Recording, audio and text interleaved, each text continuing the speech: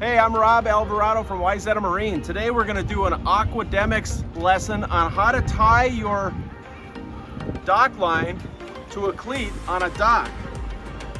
First step is get the tag end of your dock line and wrap it around the outside halfway, and then just make 2 loops. One on the right, one on the left. Do it twice, one on the right, one on the left. And then hold it with this hand and your 2 fingers and twist. Make a loop so that the tag end is underneath. Wrap it around, tighten. That's how you tie a dock line to your dock. I'm Rob from Wayzata Marine.